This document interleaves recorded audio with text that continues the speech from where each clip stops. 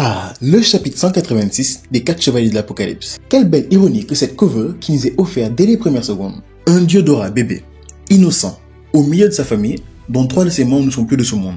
Et le plus croustillant dans l'histoire, c'est qu'il est lui-même la main qui a signé la disparition de Turette et Rhothès. Heureusement pour lui, il a reçu quelque chose de chacun des membres de sa famille.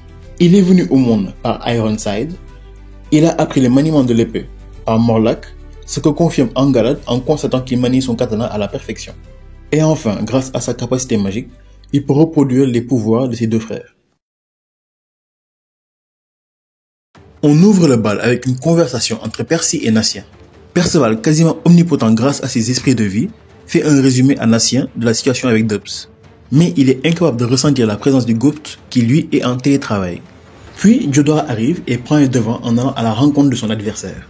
Rien que cette simple action montre à quel point il a changé. Au début du tournoi, il n'aurait jamais osé un tel acte. Hier encore, il était faible et naïf, mais prêt à tout pour protéger ce qu'il avait encore. Aujourd'hui, il est fort et déterminé, mais aveuglé par sa propre puissance et conviction.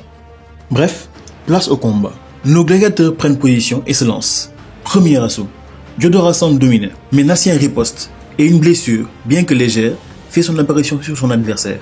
Anne souligne cependant que Diodora était bien plus prudent lors de leur précédente rencontre. Et puis, avez-vous déjà vu une fée dominer au corps à corps, à part Dahlia?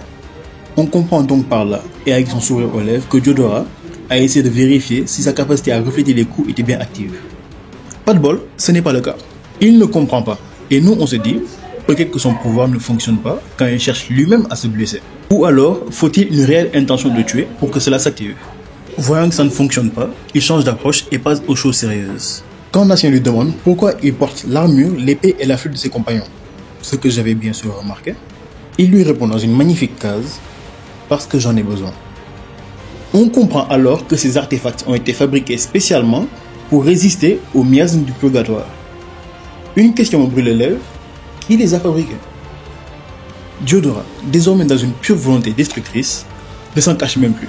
Natien le confronte donc sur ses actes, mais Diodora, lui, rejette la faute sur le monde. Nous, lecteurs, on peut comprendre, car tout vient d'Ironside, qui lui a mis en tête que le monde était un danger pour lui, à cause des 4 chevaliers de l'Apocalypse, et en particulier Perceval. Mais aujourd'hui, son père l'a oublié, son oncle bien-aimé n'est plus, et ses 2 frères se sont retournés contre lui. Bref, il a toutes les raisons de vouloir tout raser sur son passage. Même si entre nous, je suis sûr et certain que d'une manière ou d'une autre, il finira par rejoindre le groupe, même temporairement. Le combat reprend. Diodora invoque depuis le portail 2 créatures, une sorte de ver de terre, je sais pas ce que c'est, et un tigre ailé, qui foncent sur Natien, qui bloque leur assaut avec Chastifol première forme. Diodora, dans son petit jeu mental, attaque les sentiments de Natien pour Perceval. Sa vision pessimiste du monde, son désespoir, tout y passe pour semer le doute. Natien s'emporte et riposte. Diodora est touché à l'épaule, exactement ce qu'il cherchait. A activé son pouvoir magique, punition divine.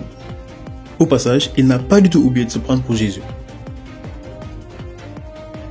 Bien, nous arrivons à la fin de ce chapitre, et je me demande ce qui se passera au prochain, en espérant que Natien n'y perde pas des plumes. Ah, et pour ceux qui se demandent, Natien a bien ses 2 gants à la fin du chapitre, et c'est juste une erreur.